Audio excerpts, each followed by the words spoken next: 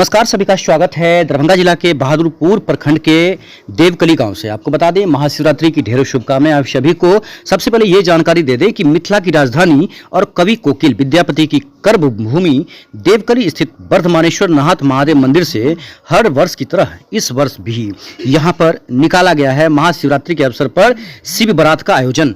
इस आयोजन में 15 किलोमीटर की इस यात्रा के परिपथ का विवरण इस प्रकार है। बता दें कि देवकली, भागीरथा, चंदनपट्टी, मिर्जापुर, रामनगर, हाजीपुर, पंडासराय, भूतनाथ मंदिर, लहरी टोला, ख्वाजा सराय, केएम टैंक, पोलो मैदान, लोहिया चौक, हजमल चौराहा, लहरिया सराय टावर, पुलिस लाइन, लहरिया सराय चट्टी चौक, कबीलपुर महादेव मंदिर, बम्बैया चौक, डरहार गांव, हेमनारायणपुर, कोवाही होते हुए पुनः ये देवकली धाम वर्धमानेश्वर मंदिर महादेव मंदिर के प्रांगण में पहुंचता है। हजारों की संख्या में लोग देखने के लिए उमड़ते हैं। सैकड़ों की संख्या में लोग ग्रामीण जो होते हैं वो इस यात्रा के दौरान चलते रहते हैं। बड़ा भव्य नज़ारा इस गांव का रहता है। बहुत देख सकते हैं सामने जो दृश्य है, ये श्रृंगार होने के बाद दृश्य है। लोग यहाँ पर हुजूम लगाए रहते हैं, कैसे भी दर्शन हो, आज के दिन दर्शन पाएं। महादेव और शिव, खासकर महादेव और पार्वती के शादी विवाह का जो ये दृश्य है, ये काफ़ी अलौकिक दृश्य होता है, जहाँ पर लोग श्रृंगार करते रहते हैं। देखिए पूरा कवरेज, शेयर और सब्सक्राइब इस चैनल को करिएगा। इंटरव्यू सुनाते हैं मुरारी झा, जो पुरातत्व के विद्यार्थी हैं। उन्होंने क्या कहा है वो हम आपको सुनाएं। मैं मुरारी कुमार झा, पुरातत्व, दरभंगा। यह गांव एक अति प्राचीन गांवों में से एक है। यह मिथिला की राजधानी और कवि कोकिल विद्यापति की कर्मभूमि रही है।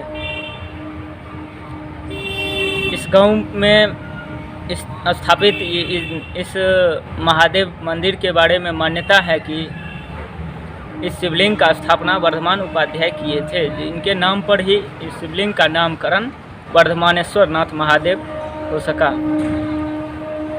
यहाँ उनके समय से ही शिवरात्रि का आयोजन किया जा रहा है, जो अभी तक निरंतर चल रहा है।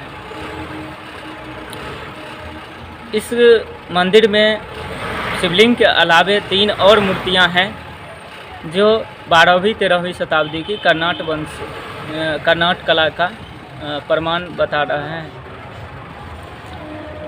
इसके अलावे विगत 2018 में 11 मई 2018 को इसी गांव से एक शिवलिंग प्राप्त हुआ था, जो 4वीं-5वीं शताब्दी का है। उस शिवलिंग के से इस गांव का प्राचीनता थोड़ा और पीछे जाता है। इसके बाद इसी गांव से एक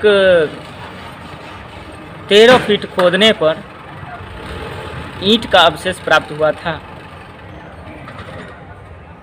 साथ ही साथ एक अति विशाल दीवार का भी अवशेष प्राप्त हुआ, जो इस गांव की प्राचीनता को बढ़ा करके 2000 ईस्वी तक लेकर जाता है। इस परिक्षेत्र की बात करें तो यहाँ मध्यकाल में ओनिवार वंशीय राजा देव सिंह अपने राजधानी का स्थानांतरण ओइनी से करके देवकुली स्थापित किए थे। उनके बेटे महाराजा शिव सिंह अपने ही नाम पर बगल में ही 1 किलोमीटर दक्षिण स्थित शिवैसीपुर अपने नाम पर स्थापित किए, और इस परिसर का नाम हुआ गजरथपुर परिसर, जो एक उस समय का एक विशाल और शक्तिशाली साम्राज्य में से एक था। इसी साम्राज्य के समय मिथिला राज्य को मिथिला देश होने का गौरव प्राप्त हुआ था। इस समस्त गजरथपुर परिक्षेत्र का प्राचीनता की बात करें तो यहाँ कई पुरास्थलें व्याप्त हैं, जो 2500 वर्ष से लेकर के 3000 वर्षों तक प्राचीन हो सकते हैं। धन्यवाद।